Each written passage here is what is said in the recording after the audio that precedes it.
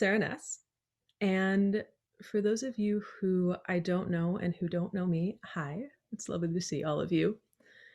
I was at Seek Healing's last fundraiser and actually just spent the last week of the last month with Jennifer in Boulder filming a facilitation training for Seek Healing. So I am so behind the work that this organization does. I was one of the kind of original founders or not founders, but original popularizers of authentic relating, which is one of the tools that Seek Healing uses, and just think they use it in such a beautiful way. So first thing, definitely in favor of anyone that wants to donate at any point. And the talk I'm giving today is I feel both excited and terrified to be giving. I've I do a lot of talks. I've done a lot of presentations, hosted summits during this pandemic and outside of it. And this is the one that feels closest to my soul and maybe like the magnum opus of what I've done, because I've been a communications teacher for many years. And something that I've noticed is that for all the really wonderful communication styles I've been able to develop and see, people in my community and myself still have had trouble going home and talking to our parents. How many of you have had that issue? Like knowing all sorts of communication tools and yet you can't talk to your mom and dad or grandma? Yeah, bunch of hands here. So it occurred to me that if that's going on, then there's something wrong with our or not something wrong, but something incomplete about our communications teachings. And so I'm going to tell some stories and then I'm going to lay out really something that I've created that I think might solve that quandary. And it's called the Relating Languages. And this is the first time I've ever presented it to the public. I had to finish the manual on it this morning, which is like 31 pages. And I'll share a link to that at the end. So as I'm going through, if you find places that you're like, that seems incomplete or that seems incorrect, please feel free to message me. I'll put my email in chat because I'd love feedback on it. And I'd love to present it to all of you for the first time. So the way this came about, um, I've been part of Authentic Relating Community and founding community for the last 8 years now. And I've gotten really good at getting people to talk with each other. But about a year ago, I started dating someone new.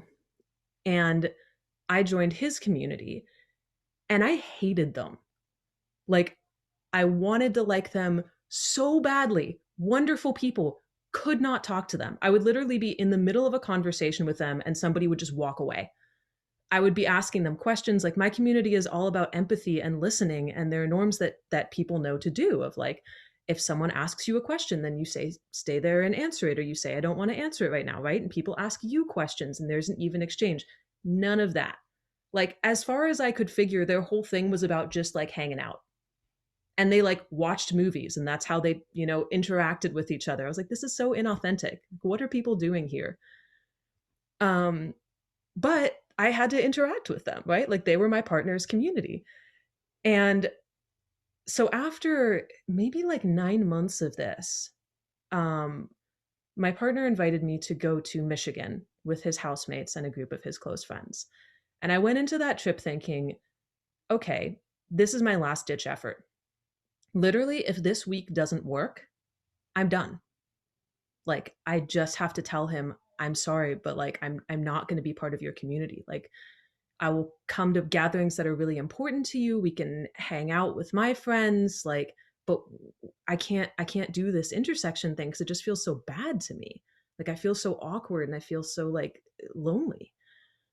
So I went to Michigan, um, and I discovered this amazing thing, which is that in my community, we had gone on a trip. I had gone on a trip with like 7 of my close friends a couple weeks before. And we had had all these amazing conversations and interactions, but there was like a lot of kind of negotiation, like who was going to do what meals and how would we deal with relational dynamics, and when tensions came up we were talking about it. So there was a lot of kind of processing and negotiation time, which felt good but also took away from some of the fun. It wasn't as playful. um and in Michigan, for 9 people, for 10 days, There was not a single conversation about who was going to do what, or really what was happening in our emotions, unless it was absolutely necessary. And yet everything got done. The house was kept spotless. Everybody got along with each other. There was some sort of magic that was going on behind the scenes that I just hadn't seen before, that not only was making everything stay together, but also had made these people stay together for more than 10 years as friends, despite living in other cities.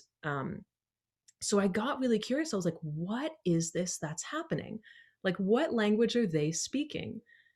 And that was the start of Relating Languages, was trying to piece together, what is this weird thing that's happening under my awareness that has people able to talk with each other even when I don't understand how they're doing it.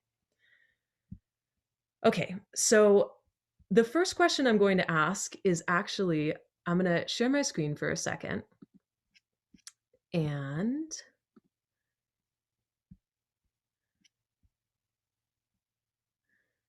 I'm going to ask you this question, which is, who do you struggle with most? I'm going to read these out for anybody that can't see the screen, and feel free to put in chat either a number or a sentence. So, one, people who tell you your whole life story when you ask how they are. People who take up all the attention with long, engaging stories about their exploits. People who ask rapid fire personal questions like you're in an interview with them, or listen deeply and ask open ended questions, but you have to do all the talking and you don't get to hear about them.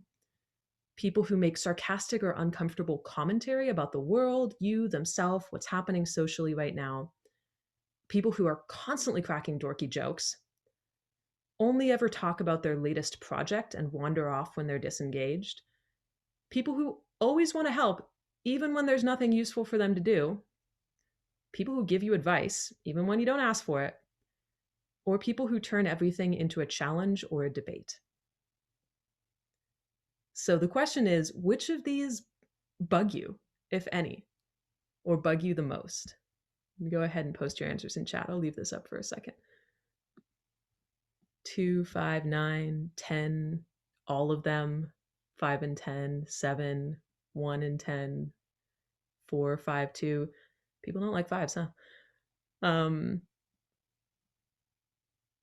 Yeah, so we've got kind of all over the map. There's a lot of 10s. I'm seeing a couple 5s, 9s, 2s. Not a lot of people hate the dorky jokes. That's kind of nice.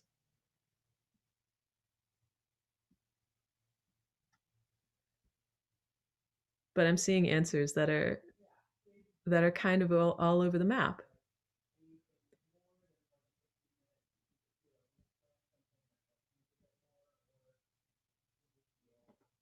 Okay, great. So feel free to keep putting these in. These are, by the way, people you struggle with in this form, because one of, just as a kind of a context, the reason that the relating languages, like, you can identify your own type, but the way that it's actually most best used is to identify your type and other people's type. And in the model that I'll go through, I have kind of discussion about how do you interact with other people if you want to join them in their type and you want to redirect them from their type. So how do you interact with, your mom or your dad if you want to, like, have a really good interaction by being in their world with them? And how do you interact if something they're doing is really triggering you past where you want to be and you want to kind of get them to somewhere else where you can both interact? So we'll go over both of those. Okay, so just to show you, these are how these would map on to the relating languages, which I'll go over in just a second. So you can look at that. And there's 5 types: the storytellers, questioners, jokers, doers, and conversationalists. And this is what you notice when you're in conversation. So you should be able to notice somebody's type within the first couple minutes of interacting with them. Do they tend to lead with stories? Do they ask a lot of questions? Do they crack jokes? Are they more comfortable when they're doing things with their hands or helping? Or do they lead with talking about different topics? So these are how they map out. Each of the types has One that's more internal and one that's more external. So I call these dialects. So if your type is a storyteller, you might have more of a chronicler dialect or more of a bard dialect. And there's these lie on a spectrum. So very few people are entirely chronicler or entirely bard, although I have met some. And in the manual that I have, I've got a story for each of these types of someone that I think just exemplifies this. Um, but probably, if you tend to lead with stories, you're either a little more on the internal focus side, which is the chronicler, or external, which is the bard. Internal means that when you speak, your focus is a little more on yourself and completing your process, or it's a little more out towards the world. So, for instance, chroniclers, well, actually, I'll get to that in a second, but these are the basic types. And I'm going to put those in chat.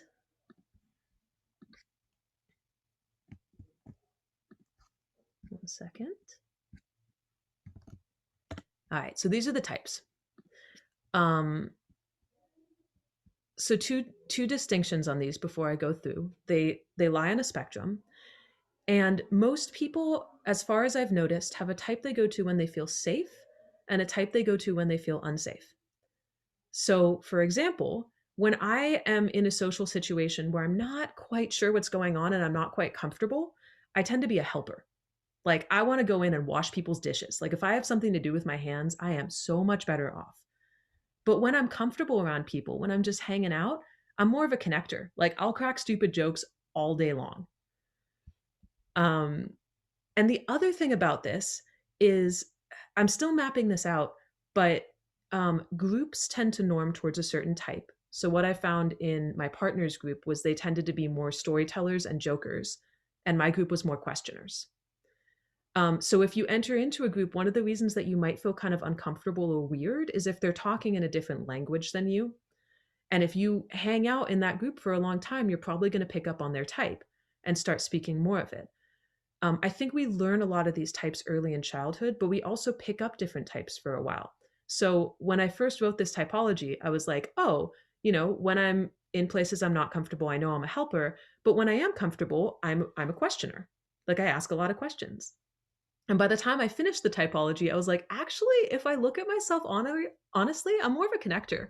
Like, when I'm really comfortable, I crack a lot of jokes. But I think I'm a questioner because in the community I've built, questioner was like the thing that felt most safe. Like, in the environment I grew up in, I learned to ask a lot of questions in order to try to kind of help relational dynamics or in order to be liked by people. But as I've kind of relaxed more into who I feel like I naturally am, when I don't feel like I have to prove myself, I'm more of a connector. So those are a couple kind of distinctions you can think of.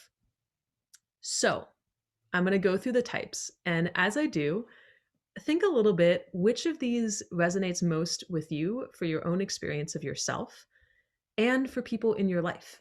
And for some of them, I'll tell like a little story, and I'll also try to do the facial expressions that I notice in each if I can. So we'll do the questioners first.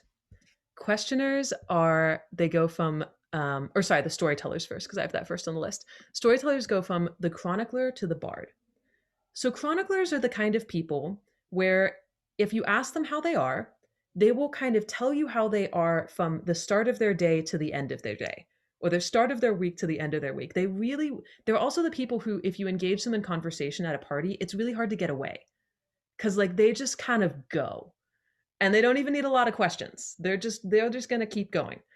Um, and I think for them, what's really important is accuracy and completeness because chroniclers often, if you interrupt them, they actually get kind of aggravated. Like, there's something about finishing the flow of the story that feels important. Now, the cool thing about chroniclers is if you want to know what happened, ask a chronicler because they have it in their brain. They have the whole story of it. Yeah, they sound like verbal processors. Yeah, a lot of the time they are. Um, And on the other side of that spectrum, and so a quick story about a chronicler. My dad is more of a chronicler, and he has a habit when he's on the phone with me, he starts out with just this kind of description of how his violin lesson was and how he's doing today and what's going on, and he really notices if I'm not paying attention. Like, he can tell if I'm doing something else. He's a little bit hyper attuned to it. And he does this with my mom too. And it drives her crazy because the one of the times he does it is at the dinner table. And she has to stay at the dinner table for an hour because he wants to eat with her. And so he'll kind of take a bite and then he'll go off on a story. And then at some point, he'll remember to take another bite and then he'll keep talking. And they've actually had to make an arrangement that he eats first. And by the time she gets to the table, he's already had at least half his meal.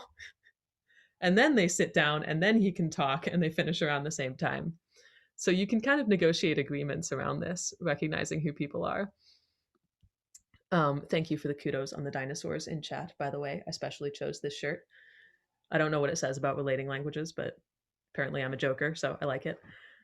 So that's the chronicler. And on the other side is the bard. And bards tell stories in order to engage you. So bards, they use animated facial expressions. They use hand gestures. They have their attention out towards their audience. They're really like who you can imagine sitting around a fire and telling a tale. And they're responsive to what they see in people. So they'll actually change their story and how they tell it, sometimes almost every time as they're interacting with different people. Whereas with a chronicler, you're kind of going to get a similar litany each time. Bards, however, the thing, it's easy to say, like, well, don't be a chronicler, just be a bard. But bards can really lose themselves in their stories. Like if you're talking to a bard, it can be really hard to tell where are you in this? Like how do I actually contact you? This was one of my issues with my partners community, was a lot of them were actually really wonderful bards, but I couldn't figure out how to relate with them. So those are the storyteller types. And I want to take a second for you all to put in chat, are there anybody in your life who you notice these attributes with, whether they're somewhere along that spectrum or more towards one side or another, or do you notice those things in yourself?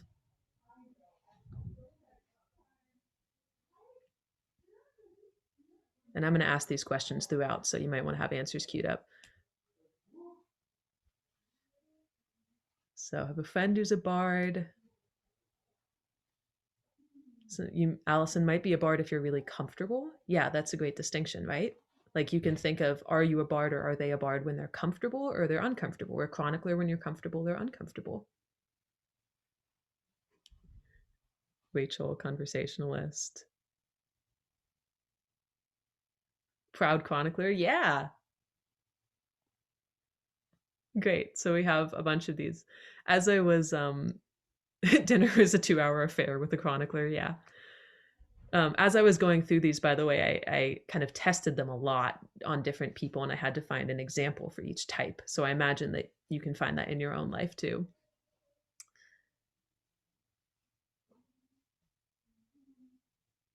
Cool. All right, so keep thinking about this. I'm going to go on to the next one. So the next one is the storyteller. And a quick thing, it can be hard to tell your type unless you get reflection from the outside. And again, your type can be a little bit different depending on what group you're in, but there's usually kind of a center of gravity as far as I can tell.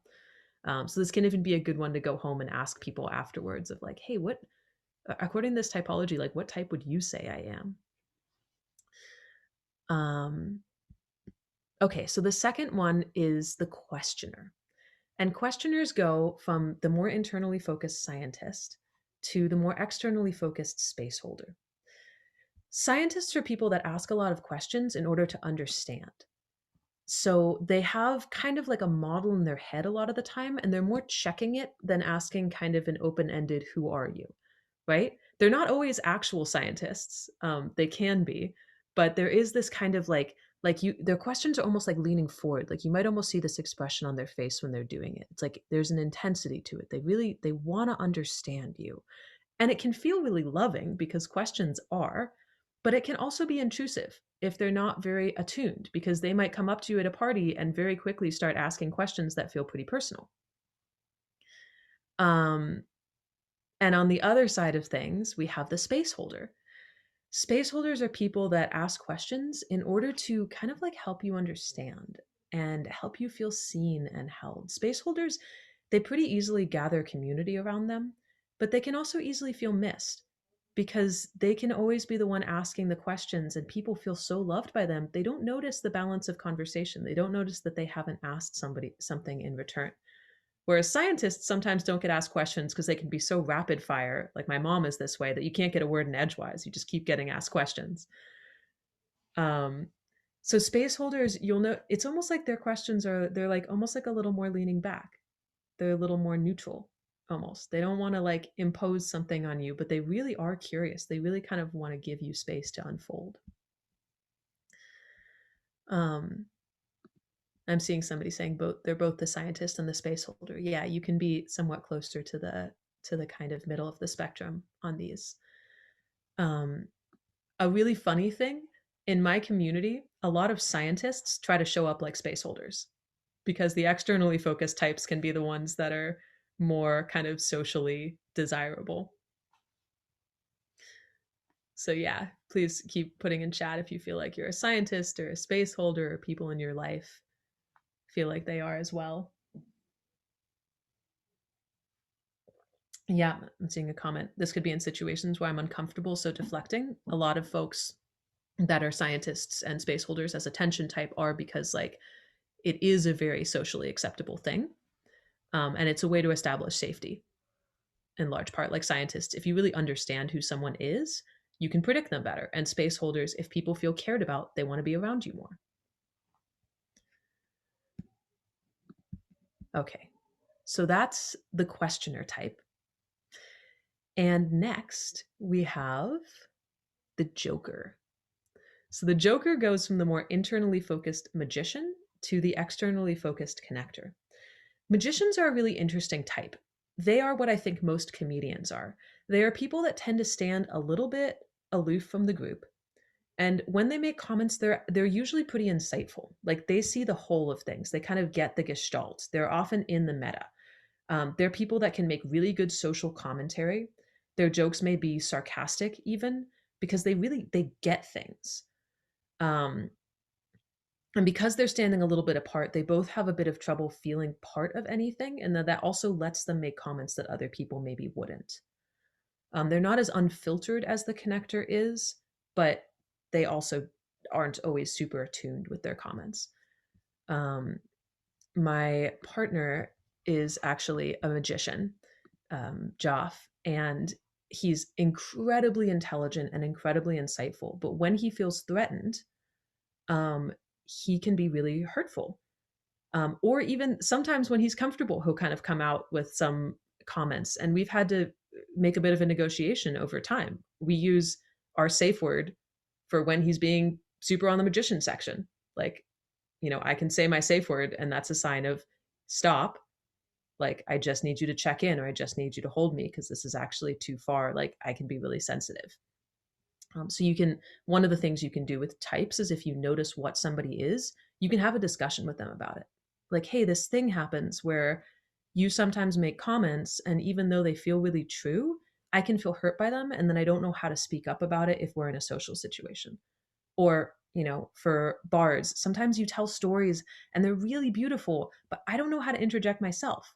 And I end up feeling kind of like sidelined by the beauty of the story you're telling. So can we talk about like a hand signal I can have, or like let me tap you on the leg or something if that's happening. So that's one of the uses of this typology.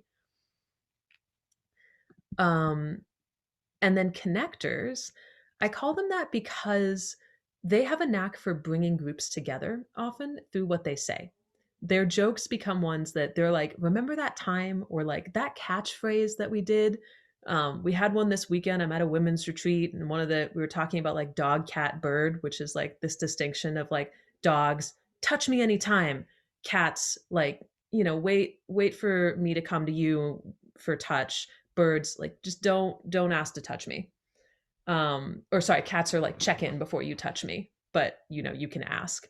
So this is a touch typology. And she was like, yeah, I'm looking back on the weekend. We're setting intentions. I'm looking back on the weekend. It's Sunday. I'm a dog. I'm definitely a dog. And now it's Sunday. I'm a dog has become like our catchphrase for the weekend. So connectors can do things like that. They're often really improvisational in what they say. They will laugh hardest at their own jokes because they don't think about them before it comes out of their mouth. They're not premeditated. Now, connectors can also get missed in the same way that magicians often have a hard time feeling part of groups because they stand a bit on the outside.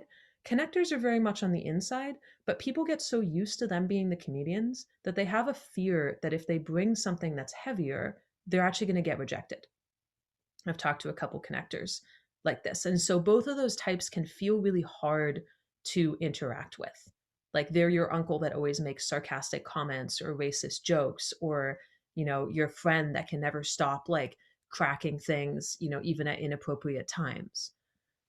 But they also can be some of the most sensitive types because sometimes they have a hard time receiving care or getting touched or getting seen. So if you think you're those types or recognize people who are, feel free to put those in chat and kind of think of a little bit. And you can also put questions in chat if you have them, and I'll try to copy those down and get to them at the end. We'll try to have a bit of time for Q&A. The next type is the doer, which I love because it's definitely my type, and it's the type of a number of my friends. And the doers go from the more internally focused maker to the more externally focused helper. So, makers, they're like the creators. They get really passionate about stuff and they go deep into them. And this isn't just physical things. This can also be specific topics that they're obsessed by. Like academics can often be makers. They tend to like often need some alone time when they create because it's just like a very personal process. And this can mean that even when they're in conversation, sometimes they just kind of like go off. Like you don't know where they are. They've just like gone into the private world of their mind. And you got to be like, hey, dude, here, self, right in front of you. But if you get them in conversation about something they're passionate about, they can teach you more than almost any other type can. They're also great for podcast recommendations. Helpers, on the other hand, they get value through assisting. So, like I said, like I'm a helper when I feel unsafe. I feel way more comfortable when I come into a party, like becoming the door person or starting to do dishes. If I'm at a concert and at the end, like I either want to leave or I want to help people like carry equipment. I keep myself strong so I can do things to help other people. It's my safe space. So helpers are externally focused. The one thing that can be disadvantageous about helpers is that they want to help regardless of whether it's needed. So something I've really had to teach myself is if there are 5 people in the kitchen, don't go in the kitchen. Stop trying to do dishes. Like there's enough people there. So helping can be something that's motivated by a sense of anxiety. So this doer types especially kind of tend towards anxiety, I think. And so doing things with their hands, making, helping is a way of managing that. Keeping fidget toys around, if you've got a lot of these in your life, great tip. So a quick story about that.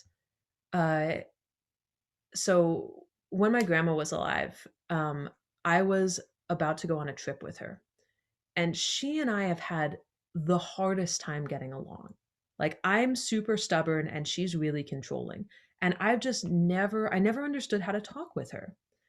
And so knowing that we were going to go on this cruise together, I was like, okay, I have to do something around this or this is just going to be like total crapshoot. Like I'm not going to enjoy it. She's not going to enjoy it. It's actually going to harm our relationship. So I went on a walk with my brother, who is a seeker conversationalist. We'll go out talking about that in a second, but he's really good at noticing things. He's really good at kind of finding truth in situations. And I was like, how do I interact with grandma? Like, is there anything you can tell me? And he was like, yeah, you just need to, give her a heads up about any changes. Like, let her anticipate in advance. If you want to do something, kind of tell her way ahead of time so she has time to prepare. And one thing that it made me realize as I was writing this typology is I think that my grandma is very much a doer type. I'm not sure yet where she lay on the spectrum between maker and helper because it was, she was so high anxiety that it was kind of hard to tell where it was coming from. But she felt most comfortable when she was doing things. The way I actually ended up connecting best with her was through dance. When she was dancing, when she was moving her body, when she was cooking, way more comfortable. But you had to join her in that sphere. You couldn't ask her to come to you. You couldn't really ask her to sit down and get curious. That would never happen. But if you joined her in an activity, you could really gain her trust. And I wish that I had written this while she was alive, because I think we would have had a lot better relationship. So, um, if you're a maker or a helper, maybe consider that. Or if you know others who are, think about, how might you relate with these people in their own language. And then we'll go to the last type, which is the conversationalist. And these range from the more internally focused teacher to the more externally focused seeker. Still like kind of figuring out the seeker type. So definitely open to feedback, if and when y'all have any. But as far as I've seen, because there aren't a ton of these in my community, teachers, they want to communicate information. So they are the most likely to give advice. They think that they have something to give, and they may or they may not. Like, these types aren't necessarily adapted to how good you are at that thing. Although people, who will kind of naturally develop a type, and they'll usually fall into the type that they feel best at. But again, since a lot of these get developed in childhood, it may be what people see around them. And if especially if they're internally focused, they may not pick up on social cues well enough to really adapt it over time. Um, so teachers, a lot of the time, really wonderful things to share. Sometimes just want to give advice. They get excited about things, and they're not always attuned to whether people want to receive advice or not, or whether it's like a good place for it. Um, yeah. And then seekers, on the other hand, they want to discover truth. So, like conversationalists, they will lead with topics, they will lead with conversation. So scientists also really want to understand things, but they're more likely to lead with questions and kind of testing models. uh, Seekers are the people who will debate you. They actually really enjoy getting into sometimes conflictual interactions, because they want to figure out what is actually most true. Now, there's one drawback to this, which is that truth is subjective. So seekers can get really caught up in not really knowing what is most true. Like, trying to test all of these theories, trying to figure out, like, having conversations with tons of people and always kind of being on the lookout. I'm using seeker here differently than in seek healing, of course. But often trying to like be on the lookout for what is the truth, how do I find it? And there can almost be a disconnection from self in that, because they are externally focused. So one of the growth paths of seekers is to learn to kind of connect in more with themselves and their intuition and the subjectivity of truth. There's a growth path for each of these, though. Get into if we have time. Any of you teachers or seekers out there? A little bit, maybe? Yes. No one of them are both. Oh, I love this comment of I jump into helping when I don't want to engage with difficult people. Yeah, sometimes these can actually be defenses against different types. When I'm comfortable. And a couple of you that feel like you're a little bit of most of them. I I actually really like that comment, because I think there are people that have really like adapted to who they are in different environments. But then I also get really curious, what would your friends say about you? Like, if they had to identify an underlying type for you, something I noticed in terms of being a connector, um, I used to be very focused on asking questions and creating spaces for people. And then at some point, I asked a whole bunch of friends, like, what do you think my superpowers are? Like, what am I really good at? What do you rely on me for? And a bunch of them said, play. And I was like, but I don't play a ton. Like, I mean, I do in my personal life, but not when I'm working. Like, I don't think you can bring play into spaces that are like kind of unsafe, because that's not like, you can't do that in a workspace, right? And I started kind of fiddling around with it, and I was like, oh, that actually is a little bit more natural me, but I've assumed that there are spaces in which I can't do it, or where I've adapted to a different norm. So I don't know yet if it's that people can have many different types and we're like a little bit of each and we norm, or if we have a more safe type and a more tension type, or if it is that we have like kind of types we start out with and that we've really honed and that we change depending on the group and the situation we're in. And one of the benefits I could imagine of this typology could be figuring out, like, what is your actually most normal type? What do you feel most comfortable in? And if you show up in that in your social situations, how do people react? Maybe you really like cracking dad jokes. Does everybody you're around dislike dad jokes, or have you not tried it? Um, oh, cool. I love this. Seeker in personal life, maker in work life, and scientist with family and friends. And Vanny. That's beautiful. Um, okay. Yeah, I love these. And somebody said this seems like a good dovetail for the Enneagram. I've noticed it doesn't seem to map exactly on the personality typing systems because, but I haven't like gone too deeply into it yet. I imagine there's overlap. So I'm curious to explore that. Um, okay. So the other thing I wanted to talk about here before we do some Q&A is how do you interact with each of these types if you want to join them in their world or if you want to redirect them to something else. Um, and I really want to demo this with at least one, and I'm really nervous to do it because I haven't tried this before, so I can't promise it's going to be good. Um, but does somebody uh, would somebody who feels like you're strongly in a type want to demonstrate? I'm gonna ask you a question, just like the kind of how are you today question. I really want you to answer like how you would honestly, and we'll see if we can play out a bit of an interaction. So you can raise your hand, raise your hand, or comment in chat if you want to do a little demo with me. Norman, great. Norman, can you unmute yourself? Yes. Okay. Cool. So let me ask you, I'm not, okay, there we go. I can see you now. Um, so let me ask you the question. Um, how are you doing today? Like really honestly. It's been a year of a week. So quite exhausting emotionally, physically, but also feeling genuinely hopeful and excited for certain things. Mm, thanks. And which of these types would you identify as if you had to choose one? Um, it feels so situational for me because I see little pieces in a lot of them. I'd say magician when I am most comfortable. Like I Mm-hmm. love being in that mode of cracking jokes. Love it. Is there anything you're noticing right now that you would make a joke about if you felt comfortable? The session so far, how we're interacting.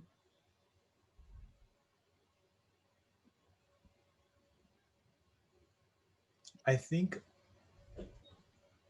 in this session, I feel more like in the perhaps like a seeker mode, like or more like scientists where it's like, ooh, like I also like have a huge love of like frameworks and mental models. And so I'm like just like grasping the model, comparing it to my own models and just kind of like enjoying that process. So I'm less in like a, oh, let's see what jokes I can crack. It's more like let's find the edges of this model because that's fun for me. Nice. I love that. Like, let's find the edges of this model. Like, where might it break down? Where might it, yeah. So something I'm just to kind of go meta on what I'm doing right now, like with a seeker, if you asked me a question as a scientist, like if I really wanted to engage with you, I would probably give you a response, and I would give you a response like more from the technicalities. If you were asking this kind of like, well, what's this model for you? I would give you more of an emotional answer. Like that's kind of more the space holder. Like you're creating space for me. If I go more technical, that might actually be missing what you're looking for.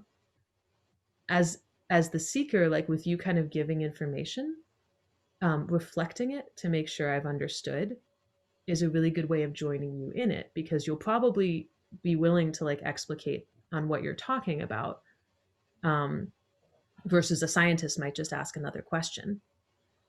But with conversationalists, like, oh, is this true? You'll carry the thread of conversation forward. Um, and then with a magician, I might joke back or join the joke to what you're saying. Or if I can't do it, I might just like smile and nod, because I might not be feeling as witty as you are. Um, and so that's okay too. Thanks for the demo. Thank Yeah. Now, a couple of things on that. If I wanted to change any of those types, so let's go to that for a second. Say Norman did that, and say he was asking questions, and I I either didn't understand the question or I wasn't really interested in answering it. One thing I could do is turn it back on him. And I could say, well, can you say more about why you're asking that? Like, look for the motivation a little bit more, look to understand the question to make sure I'm asking what he wants, or also kind of deflect it a little bit if I don't feel comfortable answering it just yet, if I don't feel like I have the information. So that's one way I could redirect it. Um, if he was making a joke, if he was making a joke and it hurt in some way, um, one thing that I could do is look at like what's the care underneath. Like, oh yeah, I hear you, you know, and um, like I imagine that there's something real for you here, and I'd really love to know that. So I'm like kind of like I'm joining him in like a little bit of the kind of way of being, but I'm also asking for something. And if we had a bit of rapport, I might even choose to get a little bit angry, because joking is a high intensity thing. And if I was willing to meet that, like, hey, I actually don't like that right now. Like, I know that's an intense thing to say, but I'd prefer like to keep the jokes to the end. Like, can we play like that later on? I might meet that intensity. I might set a boundary. Um, so that's kind of sometimes a way to play with the joker. And also, if I joke back, it can complete the interaction a little bit. So a lot of the time, if we get hurt with jokers, we can shut off the interaction first. Like, hey, that's not okay. So if I'm going to get angry, I really want to like be angry in connection. I don't want to cut him off. I don't want to shut him down, but I want to like bring myself and stay in connection. Um, and if not, like if I can joke back, we might actually have a joke and then be done. And then there's actually trust established. That's one of the things about what happens when you meet someone in their language, is that you show them that you're willing to step out of your own sphere for a minute and step into theirs. And communication is a long game. So we really establish this trust over a period of time of being willing to join someone in their game, if communication is a game, which is kind of how I see it a lot of the time. Um, and then we can go deeper after that trust is established. And it's established really, really subtly. Someone will rarely tell you, oh, you spoke my language, I trust you more now. You'll just notice it over time. And the last one, if he were to respond in this conversational way, and say we were to kind of get deep into interaction and we're going back and forth, and I just like, I'm actually not that interested, but I don't really know how to get out of the conversation. um Either I can interrupt and ask for something different, like, hey, can I just want to pause for a second? I'm interested in this topic, but I really actually like need to talk to you about this project, for instance. So I can interrupt, redirect the flow. As long as I give a way forward, we can still go down that new path. He's still probably going to be willing to talk about something. um if you're in a party and you get stuck with or not get stuck with, but you're in an interaction with a conversationalist and you want something different with it and you really can't redirect things, you can excuse yourself for a moment, be like, hey, I'm going to go to the bathroom for a minute, I'll be back. If you promise, actually come back, but when you come back, introduce a new topic of conversation, so you can kind of take a little bit of charge of the interaction with that. So those are some ways that you could play with different typologies, if you wanted to engage with them. Let me just see if there's anything else I wanted to say. Oh, there was one more note I wanted to make on the conversationalist. So speaking in terms of talking with our families, which is really the initial thing that had me want to do this. A lot of people in the older generation, I think, especially in kind of more middle upper class situations, seem to have grown up being conversationalists.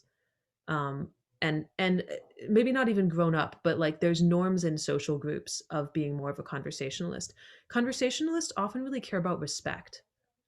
And so if we kind of interrupt them or bring forward like, our stories or kind of probe them with questions or are looking for them to join our way of being, it can feel disrespectful. Like it's not letting them complete the interaction with us.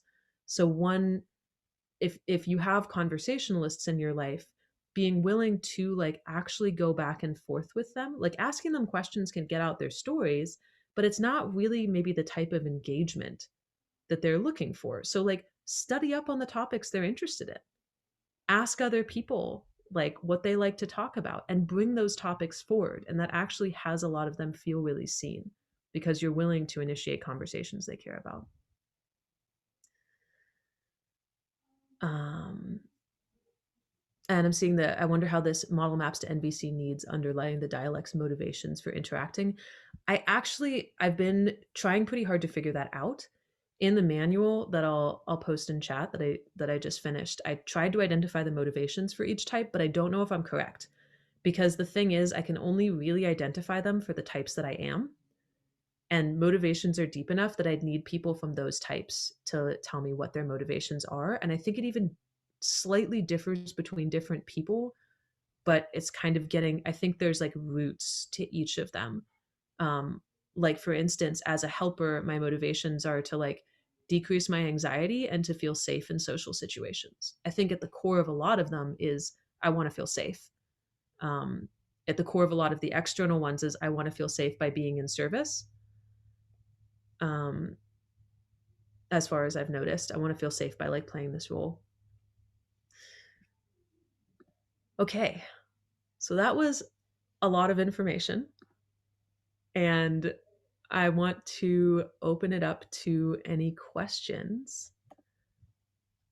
So feel free to put in chat if there's anything that you're thinking of or wondering about, and I will do my best to respond. I'd also just love to hear like, does this seem useful? Does it seem true? Are there ways you could imagine using it? If you have something, you can also unmute and talk. We might just overlap a little bit. Hey, Sarah. Mm-hmm. Thank you so much. This is great. And I can jump all over the map on these things, but most times when people have called me out, it's been as a space holder. You're asking all the questions. You're not letting us hear what you have to say about yourself. And I do realize that that's it's a help and it's also a hindrance, right? I do it because I am genuinely interested in other folks and want to know their stories. But it's also a way of being like, here's my front porch. Here's my living room. Here's the kitchen where you get to know the real deal, right? Like it's a real good place to figure out boundaries and safety. Uh-huh. And many people are comfortable talking about themselves and want to tell you their stories. So I appreciate the distinctions. That was very helpful. Thank you. Yeah. I'm curious in that, Deanna, like I have a story that space holders end up keeping people closest to them that also learn to ask questions or also learn to like put some attention on them so they don't get missed. Is that true for you? That is very true for me. That is very true for me.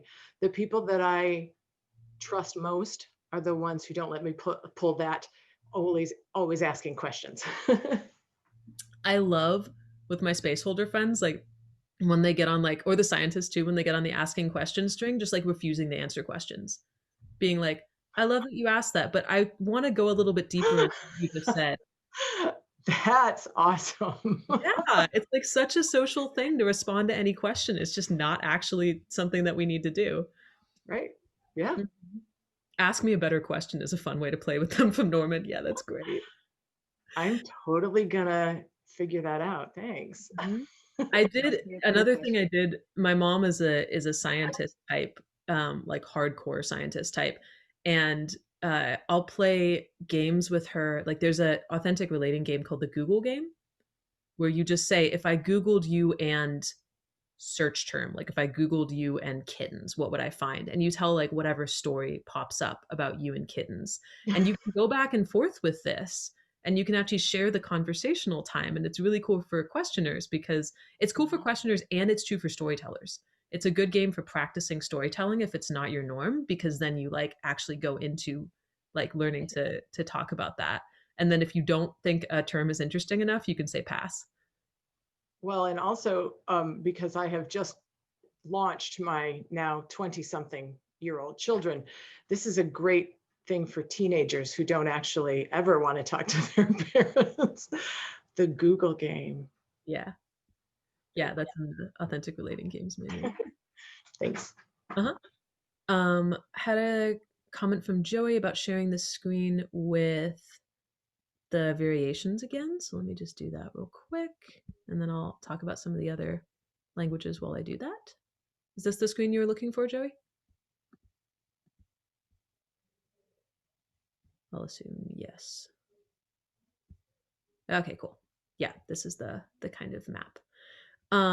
Okay, so some other questions. Is feeling safe the same thing as feeling accepted? I think safety differs somewhat for different people. I think being accepted is a really core one. Like I am a believer in like Maslow's hierarchy, even though I don't think like it's actually like one thing leads to another. Like I think we need all of those things. Sometimes like I want self-expression more than I want food. Probably not indefinitely, but at least for short periods of time.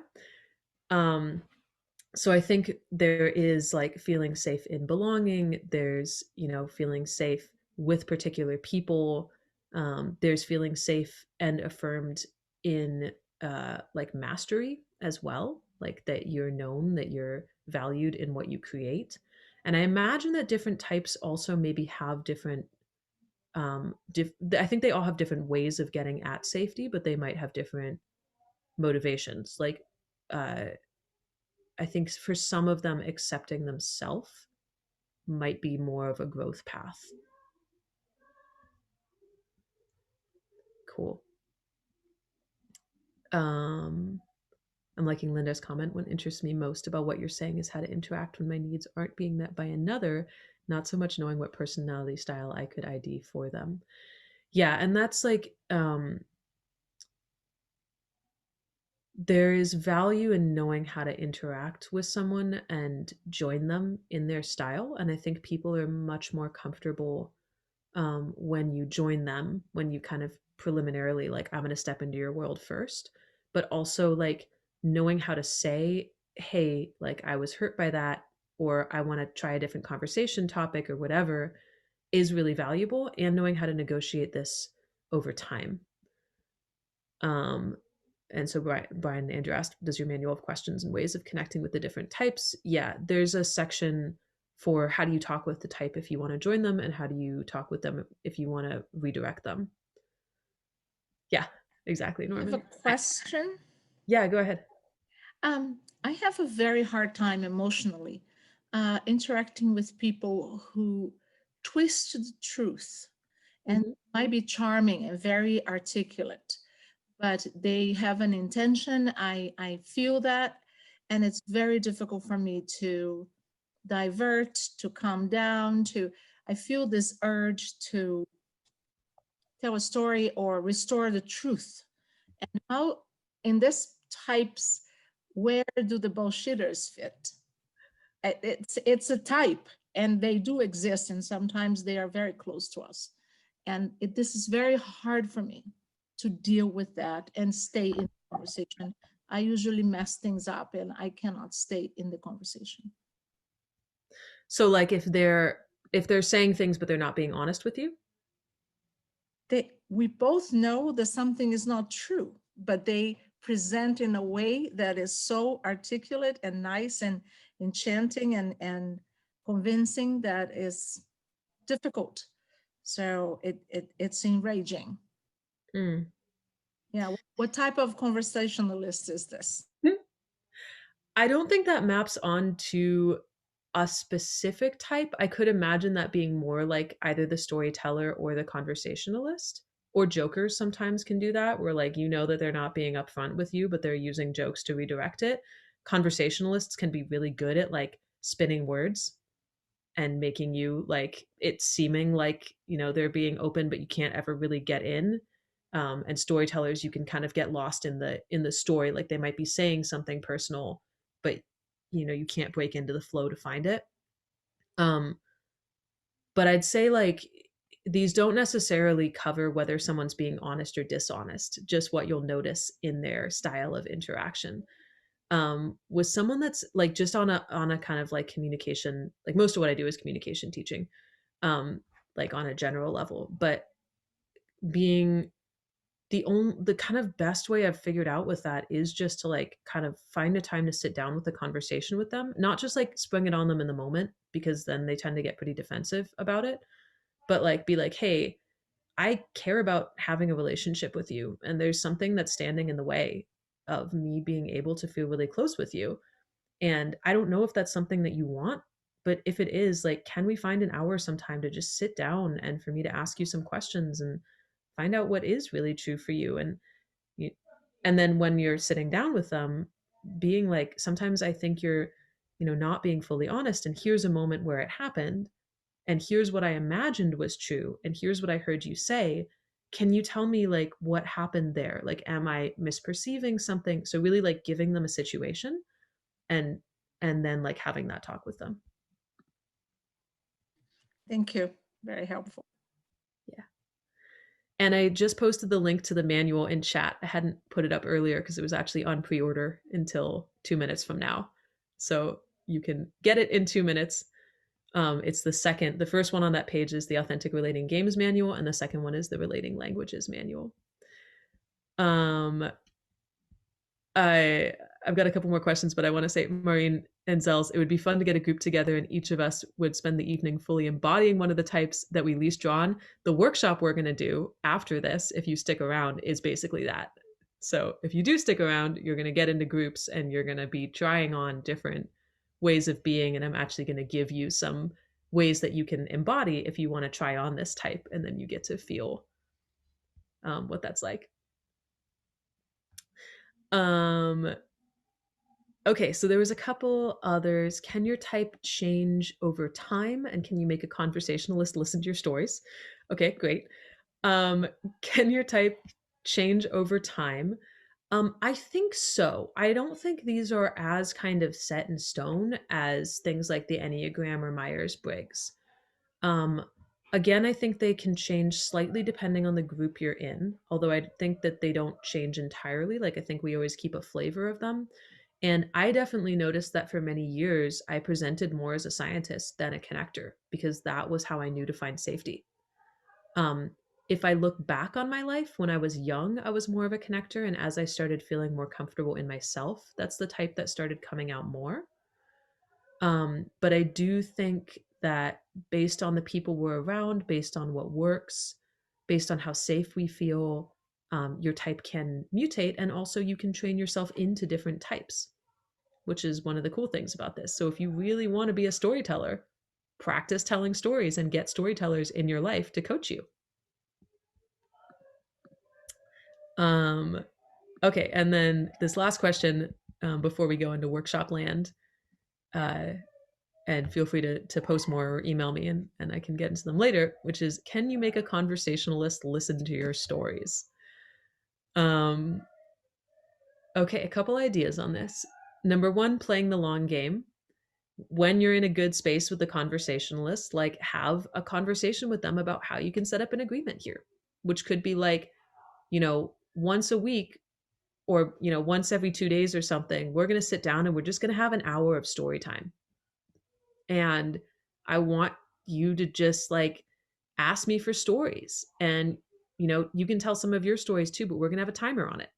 So like it's 20 minutes of stories for me, 20 minutes of stories for you, or we're going to play the game one time where you go back and forth and you just go, one person says one time and they tell a story. And the next person says the first story that comes into their head related to that. And you go back and forth, and if the conversation is imbalanced, I kind of call out, hey, one of the hallmarks of good connection and communication is that conversations are relatively balanced. So like, can we both keep an eye on that? Is it okay if I call it out if I feel like I haven't really gotten a chance to express myself lately? So creating these agreements with someone, creating time where you can practice. It's really hard to get someone away from their default type. Like, you really have to work. They really have to care about it also. If you don't make someone care about changing, they will never change. So framing it in terms of, why is this valuable to them? Why is it really important to you? How can you remind them of it instead of just assuming that they'll remember, because I can guarantee they won't. So little kind of like, what can you do to take responsibility for changing the dynamic if that's something that you want? And then you can also kind of fuck with it. Like, if you're telling a story and they try to interrupt, just be like, nah, I'm talking here. I'm gonna talk till I'm done. And then you can talk. That's how I would do it, connector style. Okay. Thank you all so much for hearing this. I feel like flushed and also really excited to have presented this, and it was really, really cool. And if it's helpful, I would love to hear from you. I'll put my email in chat one more time. And we're gonna go into a little bit of playing with this.